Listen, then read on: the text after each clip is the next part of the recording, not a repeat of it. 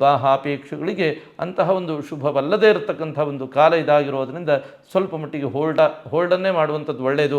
ಮದುವೆ ಯೋಚನೆ ಆಲೋಚನೆ ಇದ್ದರೆ 1 ಸಂವತ್ಸರ 1 ವರ್ಷ ಆ ಒಂದು ವಿಷಯದಲ್ಲಿ ಬೇಡ ಹೇಳ್ತಕ್ಕಂಥ ಒಂದು ಸಲಹೆಯನ್ನೇ ಕೊಡ್ತೇನೆ. ಯಾಕೆಂದರೆ ನಿಮ್ಮಿಂದ ತಪ್ಪು ಆಯ್ಕೆ ಆಗಬಹುದು ಅಥವಾ ತಪ್ಪು ನಿರ್ಧಾರ ನಿಮ್ಮಿಂದ ಕೈಗೊಳ್ತಕ್ಕಂಥ ಒಂದು ಸಾಧ್ಯತೆಗಳಿರುತ್ತೆ.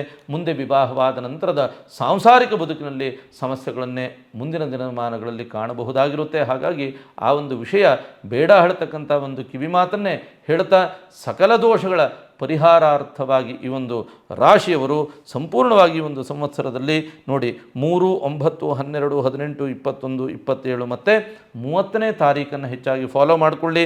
ಇನ್ನು 1, 3, 8 ಮತ್ತು 9ನೇ ನಂಬರ್ನ ಹೆಚ್ಚಾಗಿ ಫಾಲೋ ಮಾಡಿಕೊಳ್ಳಿ. ಇನ್ನು ಹಳದಿ, ಕೆಂಪು, ಕೇಸರಿ ಬಣ್ಣವನ್ನು ಹೆಚ್ಚಾಗಿ ಬಳಸಿಕೊಳ್ಳಿ. ಈ ಒಂದು ಸಂವತ್ಸರದಲ್ಲಿ ಒಳ್ಳೆಯದಾಗುತ್ತೆ. ಹವಳ, ಮಾಣಿಕ್ಯ, ಪುಷ್ಯರಾಗ, ನೀಲ ಈ ರೀತಿಯಾದಂತಹ ರತ್ನ ವಿಶೇಷತೆಗಳಿಂದ ಹೇಳ್ತಾ ಇರ್ತಕ್ಕಂಥದ್ದು. ಇಂತಹ ರತ್ನಗಳ ಉಂಗುರವೋ, ಡಾಲರೋ ಅಥವಾ ಬಳೆಯೋ ಅಥವಾ ಅಂತಹ ಒಡವೆಯೋ ತಮ್ಮಲ್ಲಿದ್ದಲ್ಲಿ ಅದನ್ನು ಶರೀರದಲ್ಲಿ ಧಾರಣೆಯನ್ನು ಮಾಡ್ತಕ್ಕಂಥದ್ರಿಂದ ಉತ್ತಮೋತ್ತಮ ಅಂತ ಒಂದು ಫಲವನ್ನು ತಾವುಗಳು ನಿರೀಕ್ಷಿಸಬಹುದು.